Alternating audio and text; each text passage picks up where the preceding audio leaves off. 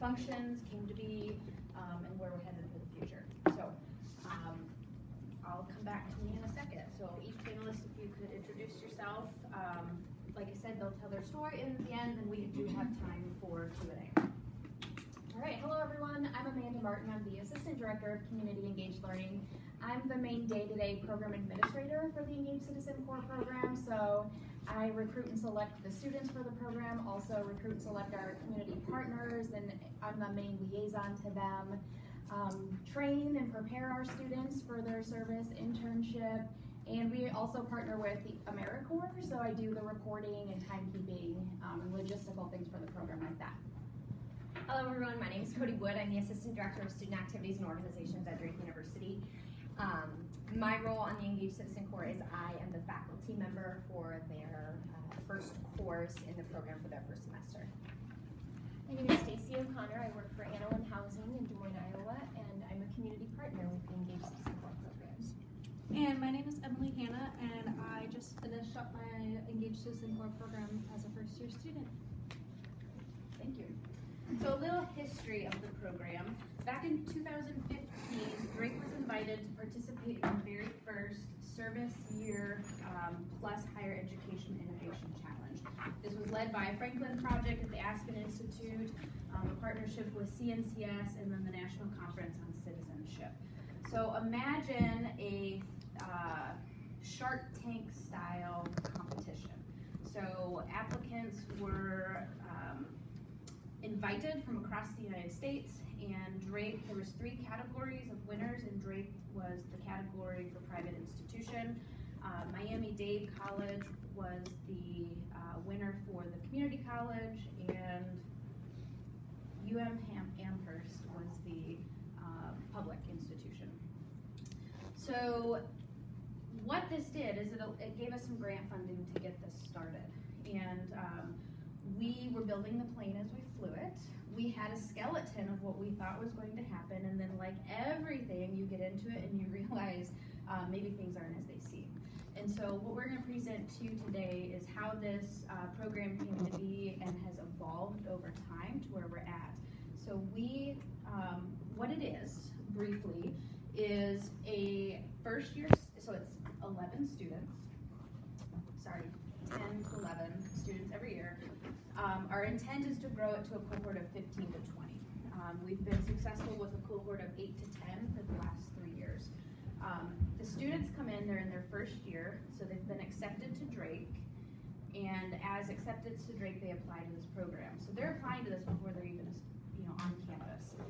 Then they'll come together for orientation in June, meet the staff, meet the faculty, select other courses. But then there's 11 credits that are spelled out for them. So they all live in the same res hall, so there's a living learning component. They take the first year seminar, which is our basic, gen ed course for every single first year student. Then we have a J term, and typically first years aren't allowed to take a J term course for other reasons. But we got granted permission to allow the students to take a J term course online. And so they take an information literacy course, and then in the spring, they've taken a course that meets fulfillment of our engaged citizen requirement, part of our general education curriculum. In addition to that, throughout the entire year, every semester, they're taking a seminar course with Amanda, and she'll tell you a little bit more about what they cover. So here's the scaffolding of how this works, and it is powered by AmeriCorps is what we say. So we partner with Iowa Campus Compact to receive AmeriCorps 300-hour positions. So the community partner puts in a cost share of about $17.50. Then AmeriCorps provides the education award of around the $12.50. So total, our students are getting about a $3,000 benefits package. The money from the partner comes directly back to the student in the form of a housing stipend. So it goes towards their housing bill on campus. So no cash is ever exchanged, but it helps support their living. Anything else missing? Where does the $17.50 come from? The community agency. Yep. Oh, well, so good point. So the 300 hours is served at a community agency, and we call it a service learning internship. So agencies are recruited and pay a cost share, and then that cost share helps support the living cost of the member that's serving at their organization. So we've had 3 cohorts, and these are our students. And Amanda will tell you a little bit more about the program. Right. Come up here so I can share my story with you all. All right, well, 3 years ago at this time, after the first year of the program had concluded, I was feeling like the world's biggest failure. I tend to think I'm a pretty likable person, and I had never felt so hated in my life. And I was even questioning if I had ruined some students' lives. Now, might this be a little dramatic? Maybe. Fast forward to today, after the end of the 3rd year of our program, and I could not be more excited about this program. One of the students from that original cohort spent this year working with me under my supervision in the Office of Community Engaged Learning.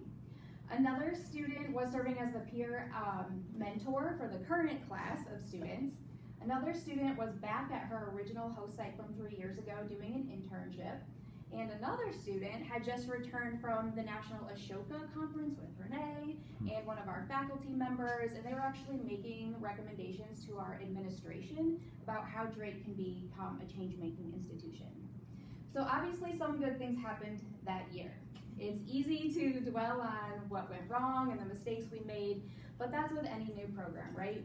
There's growing pains, we get feedback, we adjust, we make mistakes and learn, but we always have to remember why we're doing what we're doing.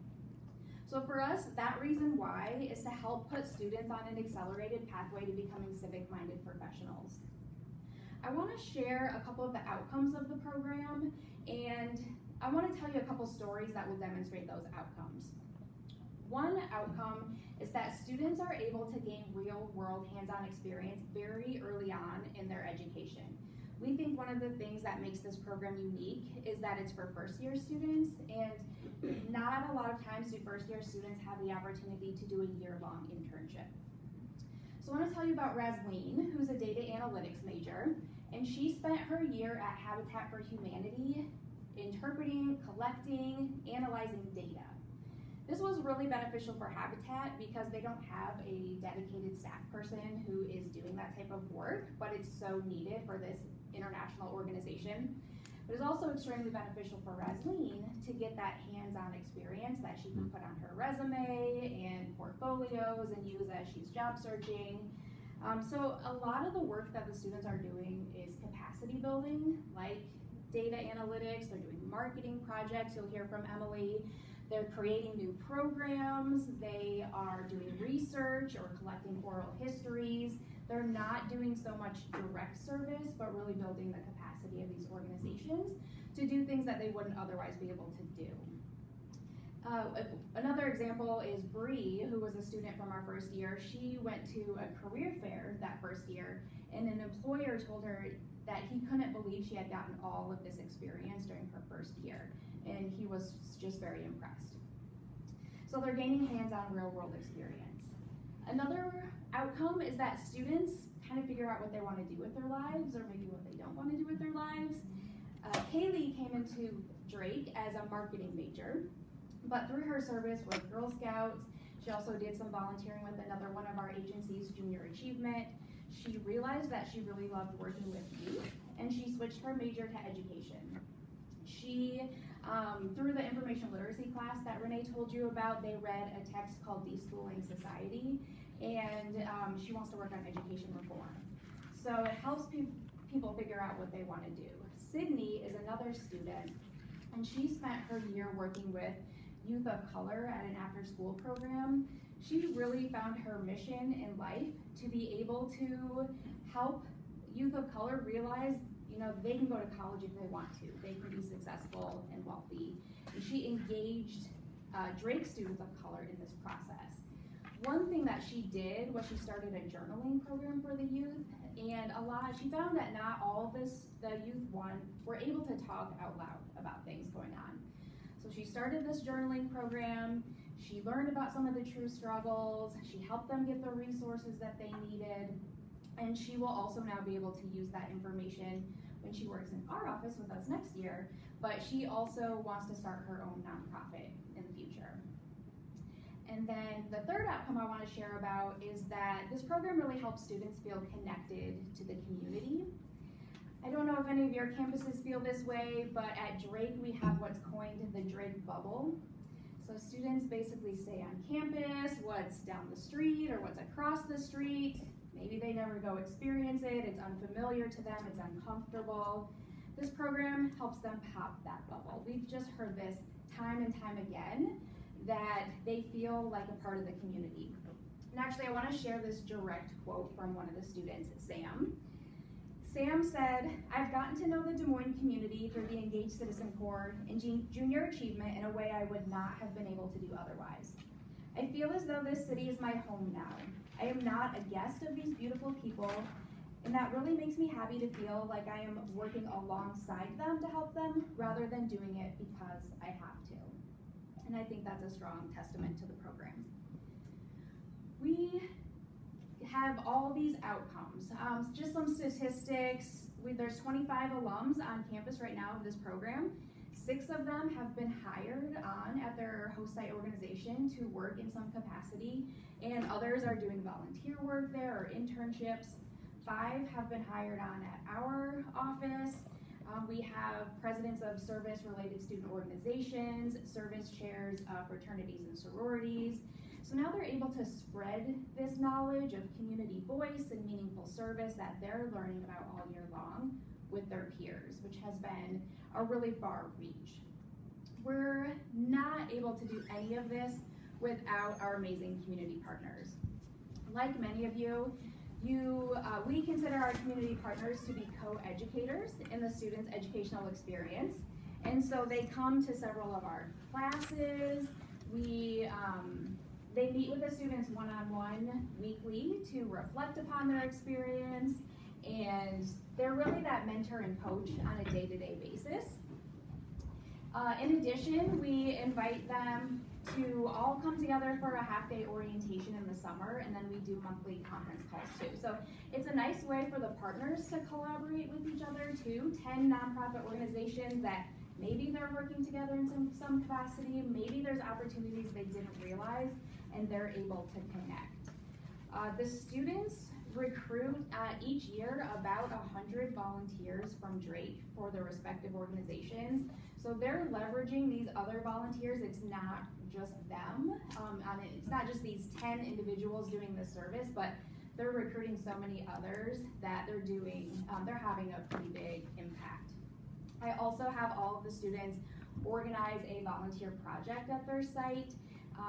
And just reading through some of their reflections, I could feel that they empathize with some of the daily struggles that volunteer coordinators may experience, and maybe some of you have experienced as well, which I think is really important knowledge for them to have in their future. So those are some outcomes I wanted to share about our students and our community partners, and I just want to end by sharing the impact that it's had on me personally. To be able to go from probably the most challenging professional year of my life 3 years ago to now the most rewarding and defining. It has just been an amazing experience, and to have the support of all these people, but also our administration has been supportive, allowed us to learn from these experiences. This is our live mascot, Griff. And so for me, just being able to have the opportunity to do this is amazing, to be able to share it with you and talk to people and see the examples. So if you are thinking about doing something like this, just always remember, work through those growing pains. It's going to be hard. It gets easier every year, and it's definitely worth it. Thank you. Well, hello again. Like I said earlier, my name's Kodee Wood, and I'm the faculty member during the first semester. That's us. We have class outside. We're really cool. I'm kidding. We did that like once. So I just wanted to tell you a little bit about my service learning story. And so I'm going to talk about 3 things. I'm going to talk about how I became the professor of the FIS. I'm going to talk about how I kind of really became all about service learning and kind of fell in love with it. And then the last thing is how I saw students grow and learn and really engage with the world and the community around them. So a little background about Drake. Like Renee said, we have a first-year seminar program. Every entering first-year student at Drake is required to take this class. It focuses on 3 things: critical thinking, information literacy, and writing. And then the themes or the topics can be whatever. So we have a vast array. And our class originally was called The Common Good. Since I started taking this class teaching this class 2 years ago, I've changed it. It's now called Toxic Charity after the book we read. But so I was so I'm a staff member at Drake, but I had been teaching a leadership course for the FYS for a couple of years, and then decided to take a break. During that break time, Amanda and Renee reached out to me and said, "Hey, we're looking for an instructor for this course. We're wondering if you would be interested." It was 10 students. I love teaching. Usually the classes are like 20. I'm like, well, okay, fine, I guess. I don't have a ton of experience in service learning. It'd be a good challenge for me, so I decided to take it and then accepted it. So that's kind of how I came into the role. I was just asked. And then as for service learning, I didn't really know a ton about charity, volunteering, social justice, all that. Well, it wasn't really my background. And so I started reading a lot of books. We read a book called Toxic Charity by Robert Lupton. That's pictured here. And so that is the book that Renee and Amanda had used when they had taught the course the year prior to me. They used a couple chapters of that. I decided to expand it and use that whole book. So read some books and then did some different workshops with Renee and Amanda through Drake. Also did the Engaged Faculty Institute through Campus Compact this past semester. So just kind of started learning more about what service learning is, what good service learning is, effective service learning. I met with Amanda weekly during our fall semester when we were teaching the students, and we would connect and talk about issues the class was having, issues I was having as an instructor. And so through those various ways, that's how I kind of became involved in this service learning community. And so what I want to spend the bulk of my time talking about is how I saw students engage with the world around them. And so Toxic Charity, has anyone read that? Raise your hand. So a few people, one or a couple. Yeah, Emily, good. She did read it, I know, she's a good student. So Toxic Charity, the primary kind of idea behind this book is that our good intentions and the work that we're doing can actually be harmful to the people we're serving. Not just neutral, not good, but actually harmful. And that's kind of a big idea for people to wrestle with. That's especially a big idea for 18-year-olds to wrestle with. And so when students come in, they come from really benevolent and well-intended and great families, a lot of them from religious communities, people that like volunteering, they've went on service trips, they've put a lot of hours into their home communities. And then they come and read this book that says, actually, when you went and built houses in Mexico, you might have been hurting their community more than helping it. And so in our class, we really get to take that and wrestle with that and think about those things. And it's cool to see such young students really thinking about those hard things, those things that actually really affect our world. Additionally, with our course, we're using their sites, so their time with their community partners, as a text as well. So when we come together in class, it was primarily a discussion-based class. We would talk about what was happening with Lupton's readings, but then also what was happening at their sites. And what this allowed them to do is for the text to really come alive to them, because they're not just talking about homelessness, right? They're working with agencies that are on the ground working with homelessness. And that is where some real learning and growth takes place. They also get to apply what they're learning in class to what they're actually doing in their internships and their service sites. Another really important aspect of this class is that because it's a first-year seminar, we focus a lot on writing. And so what students are doing is that they're actively reflecting. We have about 6 or 7 large writing assignments during the semester, and then we have little kind of short writings we do every single day that class meets. And so what students are doing is they're taking in their information through their book, interacting at their sites, interacting with their supervisors, And then what they're doing is they're coming back and they're writing these reflections and writing their story, thinking about what is going on. And that really gives them the opportunity to not just do service and just stop, but to do service and then connect it back and think about it and reflect and make it better for next time. Another thing we do in our course is we talk about different aspects of identity. So we talk about privilege, we talk about power, we talk about race and gender, and how that affects our service. We talk about the idea of, affluent white people coming into a lower class minority community, and what is that, and wrestling with those ideas, and what should we do and shouldn't we do, and what's best and what's most less harmful for the people that we're serving. And so this class has been just a really, really awesome way to see students, and I'm excited that you'll hear from Emily, just to see how they grow and how they change and their thoughts about the world expand, and really taking them from a very black and white mentality to see this gray and see these areas where we're like, I don't know, this is hard.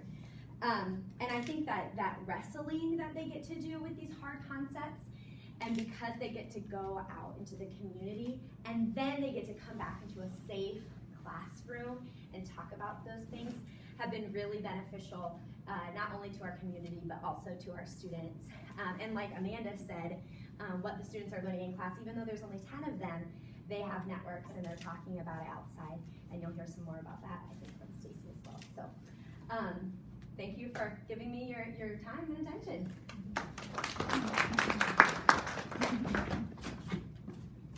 Sorry, Stacie. I'll be honest, when I first found out that I was going to be with you guys, I didn't even know what you were all about. I mean, I'm an environmental science major. I'm going to be a vet. I don't know anything about homelessness or housing, but yeah. That's a quote from our last year Engaged Citizen Corps student, Ashley Frazier. She shared that with me at the end of her time with us.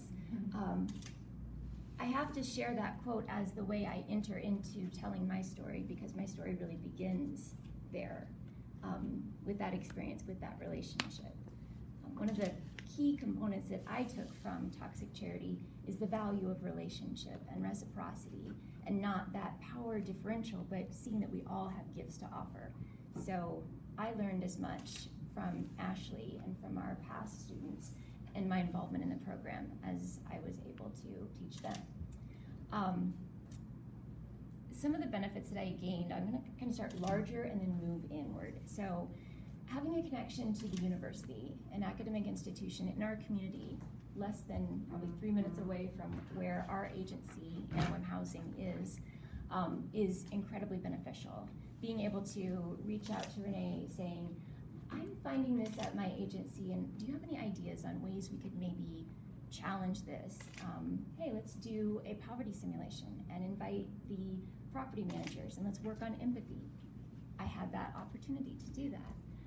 Through my connection with the book Toxic Charity, I was able to bring that to our staff and have us really step back and say, how are we doing the work that we do? What is the attitude that we have towards our clients, towards our tenants? How can we maybe be more effective and more doing actual good that we all are setting out to do? And having that time to reflect. So that was really powerful. Also, I was able to take part in a service learning workshop where, just as not an academic, but a community partner, learning about how courses are put together, how a syllabus is formed, really helped shape the way I might approach a professor and say, this is my issue, what do you think about creating a class, what might that look like, and just gave me a little bit more empowerment to be a good collaborator, a good partner. Being a part, in the same way that the students have this cohort of 10 students that come together and get to talk about the work they're doing and reflect and share, as a community partner, we have that as well. We don't have those kind of weekly meetings, but just being able to come together and know a little bit more about your community partners than maybe you did before. Maybe you knew that this is an agency, you knew what they did, but to sit down and talk with somebody that is doing something and it maybe aligns with what you're doing, or maybe there's a really great way that you wouldn't have thought of otherwise. A perfect example is that Ashley was able to, one of her projects was to schedule kind of a resource fair at one of our properties with several of the community partners within the cohort.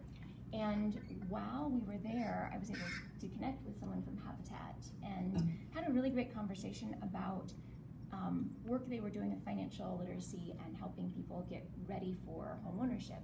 And she said one of the struggles they have is those just bills that are just kind of affecting their credit that are not allowing them to be eligible to even participate in their programs. And it's just, maybe it's like one credit card debt or a utility bill. And I said, we have this rent relief program. And if we had any of our tenants that were interested in home ownership and wanted to connect with you, we could do that 1 month rent so that they would free up their money and be able to pay off that big debt and then be eligible for your program. So that collaboration, that idea, it never would have occurred had it not been for both of us participating as community partners with the Engaged Citizen Corps. And then just also knowing resources in your community. If I have a tenant or a client that says, I need this, or this is going on in my life, being able to refer them and know that that referral is going to somebody specific, and being able to pick up the phone and say, hey, Joy, I'm gonna be sending somebody to you, this is her situation, can you help? Is really incredible. On a personal level, I mentioned that as an agency, we were able to read Toxic Charity, and I think that was really powerful, and just all of the benefits to us as an agency. In addition to the obvious that for $1,752, we get 300 hours of capacity building. Ashley was able to create a tenant satisfaction survey, the tenant resource fair, helped out with our weekly lunch and learn, just incredible things that we would not have been able to do without her. On a personal level, getting to shape the future. I know all of you are probably doing that every day. In my position, I don't always feel that I get to do that. I feel like sometimes I'm just fighting that uphill battle. Like, why don't people understand homelessness? Why don't people understand poverty? But getting to sit down with somebody who is 18 and passionate about learning and life and wants to understand, and you can share that information with them, you can see the light bulb, and you're all nodding because you get it. But I don't have that every day, and it's hard. It's hard to come in and just feel the weight of just like a losing battle. But when Ashley's there and she's saying, yeah, and you know what, and you know what, it's like, yeah, that's right, that's right. So it's so invigorating, it's so inspiring. It reminds me of why I do what I do. And it also feels like I'm making a difference, like we're just getting a little bit further down the road. So our last year student went on to start a backpack program for, like, she was gathering donations to create a backpack with essentials, toiletries, things that people would need coming from our larger shelter in Des Moines. And this will sound like maybe a small thing, but she made it a point that she wouldn't put any identifying information on the outside of the backpack. It was all only on the inside, with the understanding that people aren't going to want to carry a backpack that identifies the shelter name, or that basically says, I'm homeless, or I'm struggling, or she recognized that dignity is important. And to me, if that's all she took from her time with us, that's huge. Ashley this year talked to me about a time when she was in I want to say it was a student senate, maybe residence hall thing, and somebody had said something about the homeless, the homeless, the homeless. And she kept getting really upset and saying, it just was bothering me, because I know on our campus, we really, really try to practice person first language, and we are like that with everything, but for some reason they didn't see that with homelessness. And so I said, I really wish that when we talk about homelessness, we say people experiencing homelessness. And it was kind of like a head scratcher for people in the room, but it was a really pivotal moment for her. So for me, being able to see that, I'm like, yes, this is working. This is why we do this. So I will end with a quote that kind of, I think, encapsulates my whole just joy and thankfulness and gratitude for being part of this. Is the Kristen McAuliffe quote, where she says, I touch the future. I teach. Because I'm not a teacher. I don't do that as my profession. I don't get to do that. But as I've said, I get to do that with the Engaged Citizen Corps program. So thank you.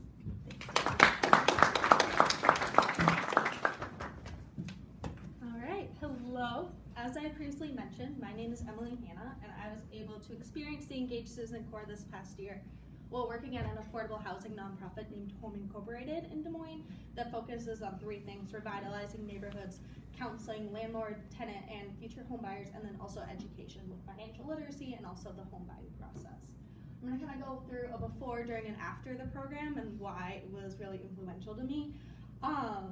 So I applied to the program for a few reasons. Like almost everybody in the program, I volunteered a lot in high school. I was in my Key Club, I worked at the Y, I did everything I could. And I wanted to be able to continue that in college, and this seemed like a great way to learn about organizations in Des Moines and to defeat what Amanda called like the Drake bubble. Also, the scholarship attached to the program was quite an incentive because, as we all know, college is very expensive. And then also to gain a group of friends and people. My parents wanted me to be a college athlete and gain that group of people, and this was another way for me to have a group of people with the same values and excitement as I do. Another kind of more technical part of the program was I did not have to be accepted into Drake to apply, which was really nice. So I was able to apply and get accepted into the program, and then I decided that to go to Drake and to accept the ECC position, which was also very similar with other people in the program. The FYS, Kodee's program, was the first true exposure to the ECC for me. It was incredibly challenging, especially as kind of like your first 3 weeks in college, to think about, wow, everything I've done so far is wrong. Yeah, so the critical thinking about how past volunteering had more consequences and benefits was really difficult to think about, but the FYS was incredibly important to me because I was able to learn about reflection, as Kodee mentioned. The first day of class, we were told to define service learning and what it meant to us, and we later discussed and brought about how service learning, the essence of it comes between the 2 words and that hyphen, and how it's about reflection. So we continued reflection through our papers, and then also through class discussions. One of the biggest draws to the program for me were the connections I was able to make. Being able to have a year-long advisor, Amanda, even before I got to Drake's campus, if I had a question or a concern, I was able to reach out to someone and always have someone kind of in my corner supporting me as an advisor. Another mentorship that was extremely important to me was my supervisor at Home Inc., Courtney. She helped me grow my strengths and improve my weaknesses.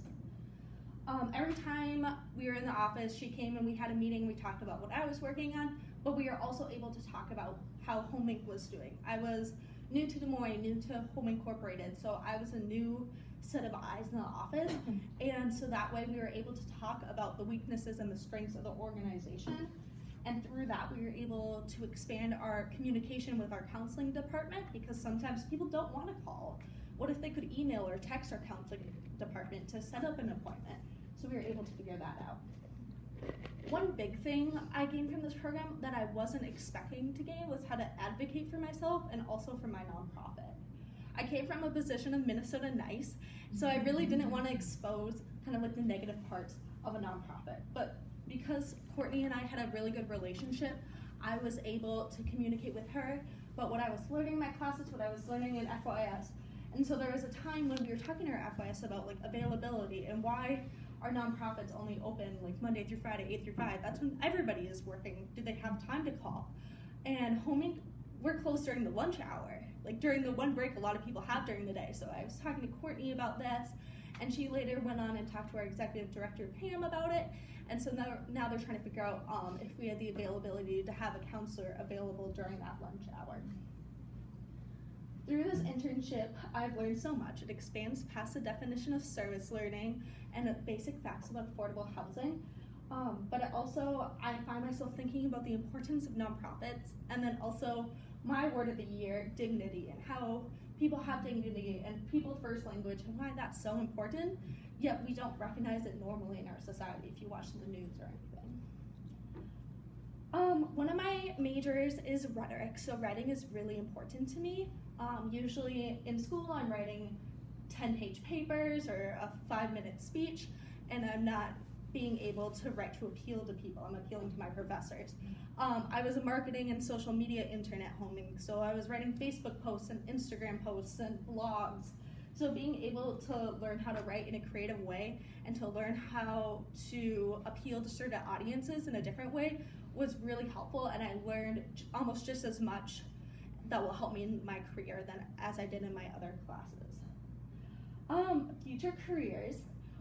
Since I was growing up, I always knew that I wanted to help people. Both my parents worked in nonprofits, so I grew up knowing that helping people is important and we need to continue doing that. And through this program, that just reassured my path that I will most likely be working in a nonprofit or trying to help people past college.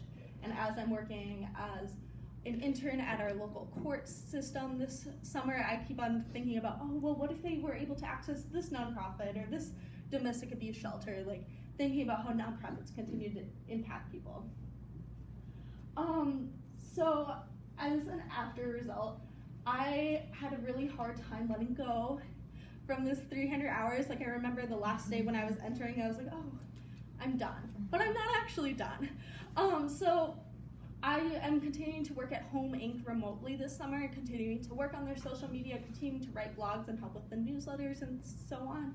We just started our new home buying in a briefcase vlog series that I've spent the last couple of weeks editing. So that was very exciting. I've also met amazing people. I met my best friend through this program. We're already trying to figure out where we're going to intern next year at other nonprofits to have a similar experience as the ECC, because we were able to gain time management and responsibility, as including a 300-hour internship our first year. It seems a lot easier to continue doing that through our next years. And although I'm not directly working in Amanda and Renee's office next year, I'll continue to spread the knowledge I learned about dignity and about what correct service looks like through my service fraternity, and then also as the vice president of our school suicide prevention week. And this wasn't in my original speech, but when Amanda was talking, it made me think about, I was applying to summer jobs recently, and I just had my Home Inc. experience on my resume. It was really nice. During our seminar, we had our career professional, don't know her full title, she came in and talked about how to make our internship look good on our resumes. And when she came in, I did that, and then I was applying just for a very simple college summer job as an events person, and at a local kind of water park. And they saw that I had marketing experience, and now are offering me a marketing position at this hotel instead of just events. So I'll be able to continue my experience about what I was doing already as a 19-year-old, doing actual marketing work for this firm. So yes, that is my story. So it's been alluded to a couple of times, like Renee and Amanda's office, so I figure I should probably give you a little bit of context in terms of where this fits within our university. So we are in our Office of Community Engaged Learning, and our primary responsibility is faculty development for service learning, as well as supporting co-curricular community engagement endeavors. We report to an associate provost for academic excellence and student success, so kind of like the support suite of services. So career services reports to them, as does new student programming and academic tutoring and assistance. And then she reports to our provost. So we are housed within the academic wing of the university, and there's a couple of other programs that the Office of Community Engaged Learning runs, but administratively, I would say this is probably the signature one. And with that, I think we've got about 20 minutes until we're kicked out to go to our next session. So I'd like to open it up to you first and just see what questions you have for the panelists. I'm curious about how you approached the community partners, especially in regards to the funding that was needed and how long that process took in order for them to incorporate it in the budgets and things like that. Yes, the funding piece is a challenge for a lot of nonprofits, particularly the smaller ones, and a goal for the future would be able to get another grant or some outside funding to at least lessen that. So, as Renee mentioned, part of what we do is cultivate relationships with our nonprofit. So we have a database of 150 nonprofits that we work with or have worked with. And we started with some that we've had kind of stronger relationships with over the years, sat down and had coffee, talked to boards of directors. But a lot of times it was, this is awesome, this is great, but it's not in the budget this year, come back next year. So we learned to start that process really early. I think I have the application out like in October. And the program, I mean, we have 10 confirmed partners for next year and 5 of them are returners. So, and then we just got another one the other day, word of mouth from one of the other partners. So word of mouth is really big. Just the normal day-to-day meetings that we have with partners, we talk about this.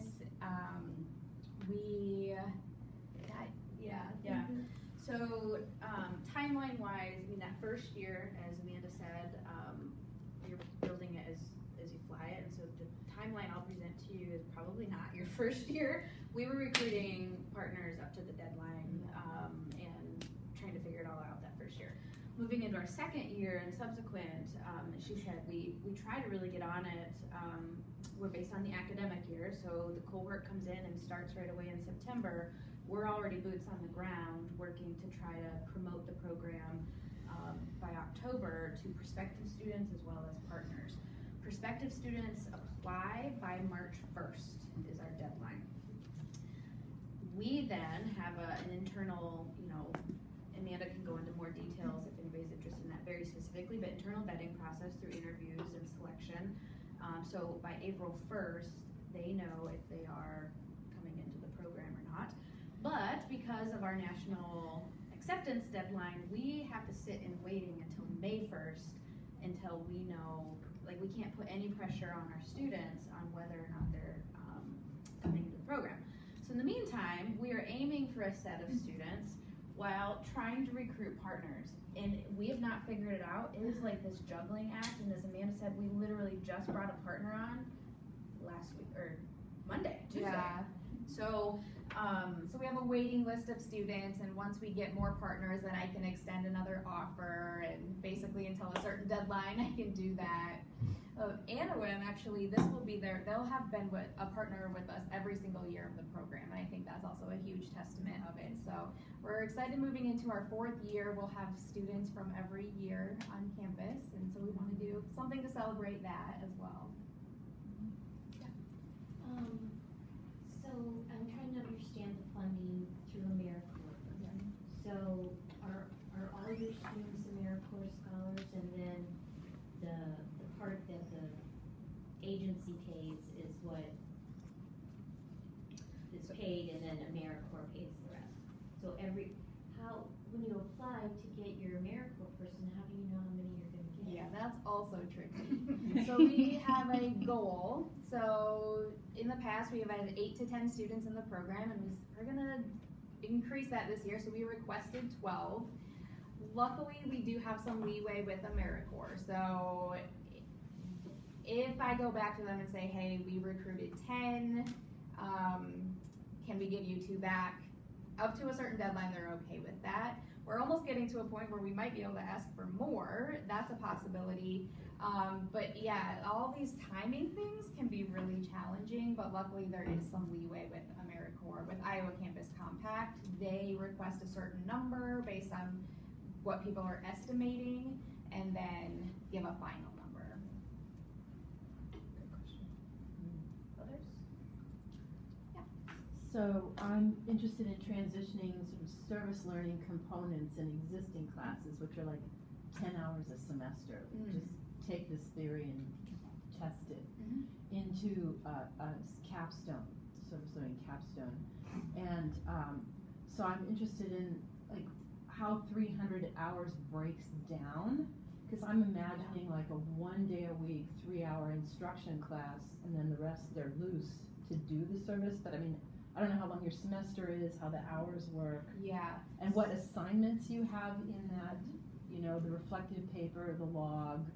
what do you have? How does it set up? I can speak to the hours at least. It's an academic year program, so they have the entire 9 months or so to do the 300 hours, which comes out to about 10 hours a week.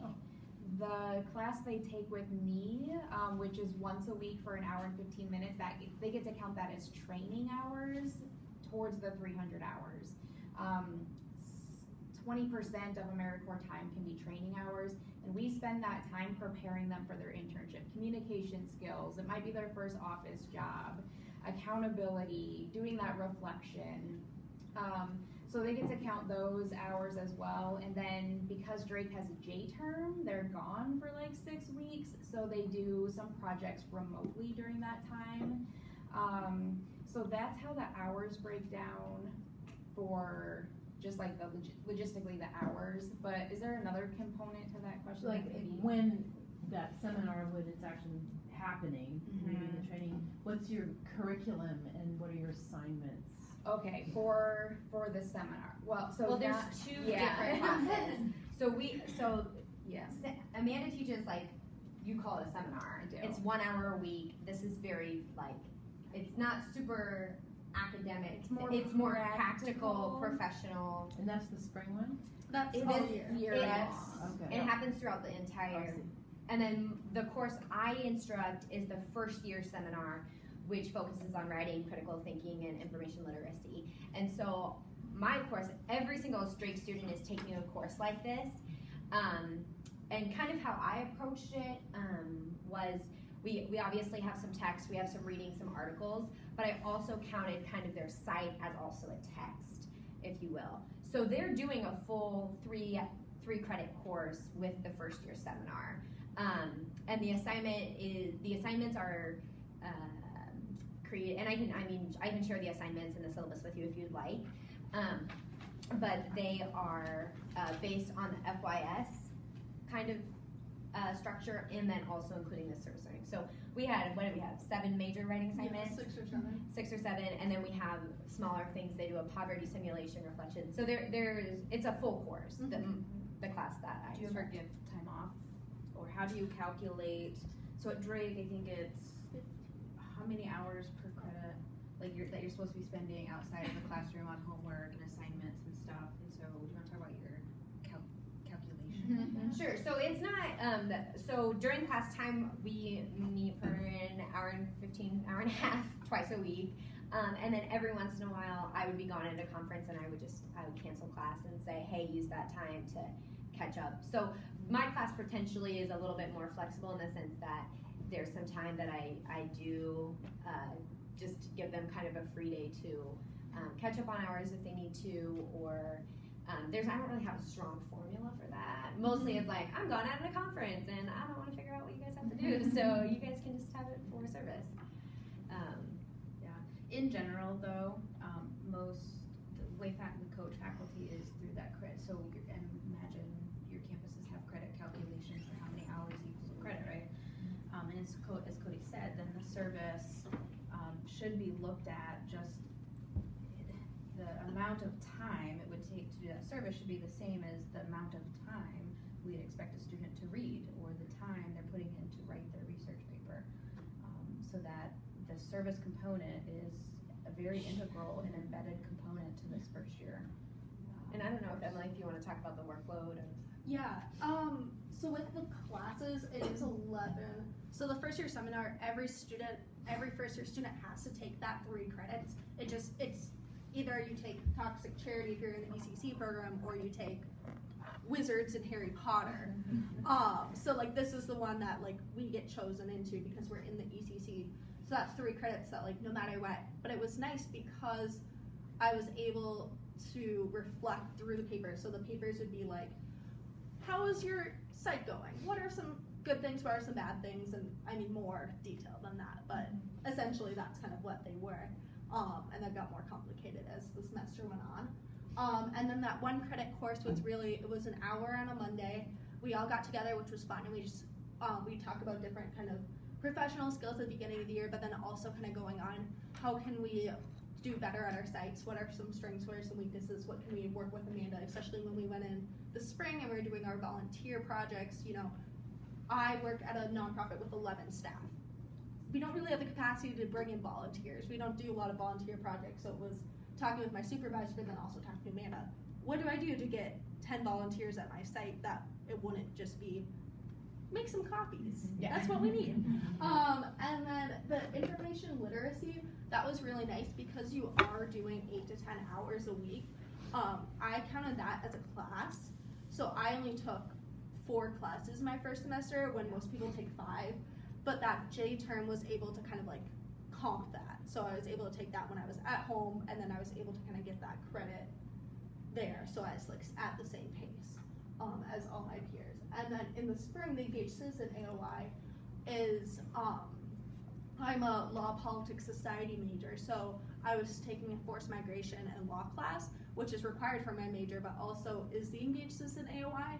So it wasn't really, as I was taking it separately for this program, it was just part of my major. And I know a lot of people took like a Homeless in America class. There was like an urban sociology class that kind of like met the like regular requirements for students.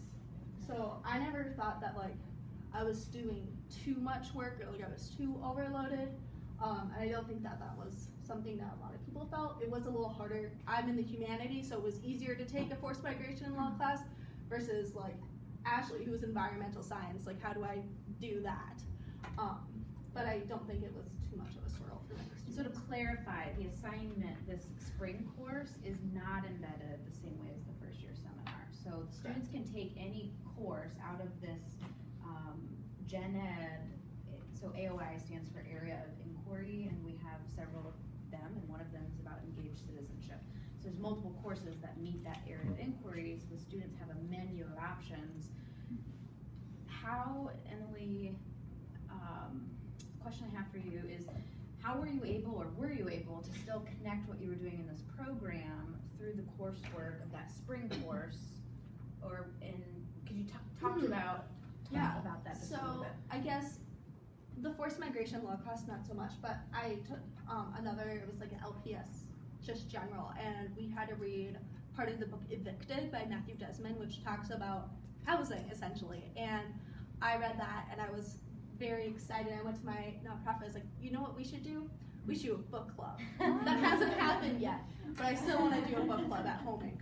But able to kind of take those ideas, and we would talk about issues about like race and things that were very present at our nonprofit at Homing in Des Moines. One thing that Des Moines did was they did an affordable housing week, and they brought in a presentation about redlining. And so I was able to connect my major in like the history of eugenics and the history of race discrimination and how that affects redlining, which affects housing. So I was very present to see, oh, I read a book about that. And I'm now working at a nonprofit that addresses this issue through my major. I had a question about, so you brought in the presidents of the service organizations and the service chairs of other student groups with the 10 students and, No, I was saying that a lot of those 10 students go on to be presidents of the student organizations or service chairs. Mm-hmm. I do sometimes invite those folks into the class to talk about opportunities because this is a one-year program, but it's a pathway. We want them to find the other opportunities. So here's how you can get involved with those things after this year ends. Yes. Just a couple minutes. Any other burning questions? Yeah. Just for clarification, the 3,000 stipend goes straight to housing, strictly to housing, or? So it's 2 different funding streams. Right. So the $1,750 is cash that Okay. comes in, goes straight to the student's bill, right? So the student never sees it, and we have it's part of their financial aid package is how it comes in. So we've got a relationship with that office. And then the AmeriCorps piece is an ed award only, and so after they've done their 300 hours and all the paperwork with AmeriCorps, then there's a whole nother process with AmeriCorps on how to access the Siegel ed award. Thank you. Yep, and how the students choose to utilize that is up to them, just like it would be for any other AmeriCorps position.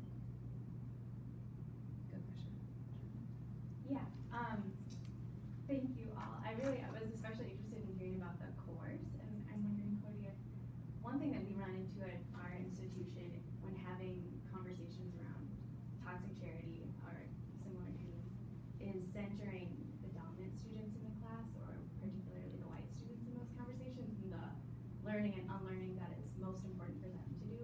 Is that something that you bumped against, or did you find strategies for how to make sure those conversations were inclusive of all students? You're just always gonna run into that. Thankfully, so I will say that these students, because they're interviewed, like they're special students. It's not just like you're gonna get the general student. Does that make sense? Sure, So yeah. they're coming through an interview process. So they're already kind of primed to have those conversations. Drake is a predominantly white institution, and so I think that, I'm gonna have Emily talk here in a second, but I think that because it's a small class, and we have mostly female, which we tend to have males tend to kind of push back on that more. I feel like our conversations have been open enough that I haven't experienced like that as much, maybe as you would in a normal course. But Emily, do you want to chat for a second? I think for me, for dignity, like I am, like if I didn't know much about dignity, like I'm so privileged. And how am I supposed to go to an affordable housing nonprofit where I'm working with people of color who don't have what I have and be like supporting them? And so I think when we're talking about privilege and dignity, I need to have this conversation because I want to help these people without like mocking them or be like, I am going home to my dorm where I go to this private institution and have all this support behind me and you're just homeless on the street. So having to have those discussions about how we all have privilege in different ways. And I think that one thing that was special about our course is we brought in another person to talk about privilege, and we did so, and it wasn't just a discussion, it was, we watched videos, we did like almost like games where we talked about privilege and dignity and how, like just in a lot of different forms, so then like, even if you don't understand when we watch the video, you can understand when you're like on your knees and you're not able to get up and things like that. Yeah, and so I guess one thing that I do that's pretty intentional is we talk about, I do bring in like experts on our campus, and they engage with the students. It's not just me talking, and then so basically opening that up. And I really don't feel like in this course I've really faced any. For the most part, I see students' minds open, instead of that like this isn't me, I'm not, I don't do like, this. would you say that? involved. Do you feel like our conversations, and even outside of class, because I know that students would engage in the conversations after class as well. Yeah.